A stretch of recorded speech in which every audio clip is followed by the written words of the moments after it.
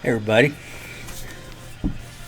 welcome to another edition of my show, Mid-Rock Crisis. Today we're going to talk about the Righteous Brothers, Bill Medley and Bobby Hatfield, beginning in 1962. I was 8 in Los Angeles as part of a 5-member group, the Paramours, but became the Righteous Brothers when they split away as a duo. They recorded in 4 different groups of years: 62 to 71, 74 to 76, 81 to 2003, and 2016 to the present. They were called blue-eyed soul artists. This translates to R&B sung by white folks. These guys had opposite vocal ranges. Medley had a bass baritone range and Hatfield was a tenor. In 1962, Hatfield sang with a group from Anaheim called the Variations. Medley was with the Paramours in Santa Ana. When an opening in the Paramours came about, Hatfield joined and the Paramours signed with an independent label, Moonglow. The Paramours were not able to chart, so they disbanded in '63. And Hatfield and Medley continued as a duo, still as the Paramours, but a black U.S. Marine in the audience would shout, "That was Righteous Brothers," and the name stuck. In '64, "You've Lost That Lovin' Feeling" was their first major hit, and oh, what a hit that was. It was produced by Phil Spector. There was 3 Moonglow albums. One of these was released when they moved over to Spector, and there were 12 Moonglow singles were out already, but only 2 were noticed: Little Latin Loopy Lou and My Babe, both from their first album, titled Right Now. Then back to '64, the Righteous Brothers opened for the Beatles. It was on their first U.S. tour, and this is really never a good idea because no one listened. They all just screamed for the Fab Four. The Righteous Brothers left the tour when they were asked to perform on a new TV show called Shindig. In October, the brothers opened for the Rolling Stones on their first U.S. tour, and no one yet knew quite what to make of the anti-Beatles. So the brothers got listened to. Would anyone ever scream and faint at a Righteous Brothers concert? Let's find out. Phil Spector commissioned Barry Mann and Cynthia Weil to write a song for these guys, and they wrote "You've Lost That Lovin' Feeling," a #1 hit in '65. It was an example of Spector's wall of sound. This was a recording technique that created a dense orchestral sound designed to sound good on car radios, transistor radios, and jukeboxes. The engineer would double or triple track each instrument, filling the spectrum with pure sound with no distortion. In '65, Unchained Melody, written in 1955 by Alex North, with lyrics by Hizeret, for a film about a prison called Unchained. The film, not the prison. Both Unchained Melody and Just Once in My Life were top 10 hits for the brothers. Unchained Melody's success prompted Spector to record older songs with the blue-eyed soul sound, and this included Ebb Tide, which went to #5. Righteous Brothers appeared in 2 films, A Swinging Summer and Beach Ball, and they were the first rock act to perform in Las Vegas. Verve MGM lured the brothers away from Phil Spector, resulting in a lawsuit which was settled for $600,000 in Spector's favor. Their first release for Verve was Soul and Inspiration, a song made to sound close to Spector's wall of sound. This was achieved, and Soul and Inspiration was their second number one hit. A few more top 40 hits, including He and Go Ahead and Cry, but the popularity was in decline and the Greatest Hits album came and went. Then the duo split for 6 years.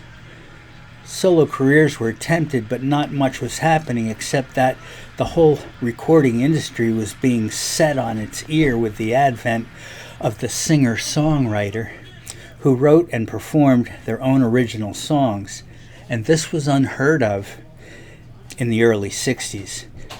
It wasn't done, but now it was. Medley sought out Hatfield to reform. His voice was wearing out as a solo act. Hatfield was in fact down and out by then. He was eager to task, and they signed with Haven Records, a subsidiary of Capitol. The first new release was Rock and Roll Heaven, a remembrance of deceased rockers Jimi Hendrix, Janis Joplin, and Otis Redding. It was first recorded by Climax. It failed to chart. The Righteous Brothers made it a number 3 hit. The new version also acknowledges Jim Morrison, Jim Croce, Bobby Darin, but not Buddy Holly or Ritchie Valens, who were mentioned in the Climax version. In the late 70s, Medley once again tried a solo career. He had some hits on the country charts. Hatfield had taken time to raise his son after his wife died. The duo reunited for a performance on American Bandstand in 1981 to perform an updated version of Rock and Roll Heaven. They resumed touring, but intermittently. Medley sang a duet with Jennifer Warnes, I've Had the Best Time in My Life, which appeared on the soundtrack of Dirty Dancin', which topped the charts and won a Grammy. In 1990, Bobby Hatfield's original recording of Unchained Melody was featured in the popular film Ghost. This brought about an avalanche of requests to top 40 radio stations to play the song. It became a hit for the second time. Went to number 13 in the US and number 1 in the UK. They re-recorded the song for Polydor, and this version also charted, making Unchained Melody the first song to be on the charts at the same time in 2 different versions by the same artist. And it went platinum. And then it went double platinum. Looks like they were back. Bobby Hatfield died in 2003 due to heart failure, brought on by cocaine. Medley continued to tour, occasionally singing with a screen projection of old film footage of his partner. Bucky Hurd and Bill Medley launched a new Righteous Brothers in 2016. It was because millions of fans had coalesced to keep the Righteous Brothers alive. Bobby Hatfield could not be replaced, so Hurd attempted to sing just like him, but not sound like him, out of respect. Here's a quick album list. In 63, Right Now. 64, Some Blue-Eyed Soul. 65, This Is New! 65, You've Lost That Lovin' Feelin', the album. 75, Just Once in My Life. Also in 65, Back to Back. And then 66 saw Soul and Inspiration and Go Ahead and Cry. And then 67, Saying Something. Also 67, Sold Out. Not S-O-L-D, but S-O-U-L-E-D. Get it? 68, One for the Road. 69, Rebirth. 74, Give It to the People. 75, Sons of Mrs. Righteous. And then 2016, The Righteous Brothers, a new album. Now here's a list of some of the singles. 1, Little Latin Loopy Loo. 2, My Babe. 3, Coco Joe. 4, To Find Another Man. 5, This Little Girl of Mine. 6, You've Lost That Lovin' Feelin'. 7, Bring Your Love to Me. 8, Just Once in My Life. 9, You Can Have Her. 10, Justine. 11, Unchained Melody. 12, For Your Love. 13, Ebb Tide. 14, Georgia on My Mind. 15, You're My Soul and Inspiration. 16, He. 17, He Will Break Your Heart. 18, Go Ahead and Cry. 19, On This Side of Goodbye. 20, The White Cliffs of Dover. 21, Island in the Sun. 22, Along Came Jones. 23, Melancholy Music Man.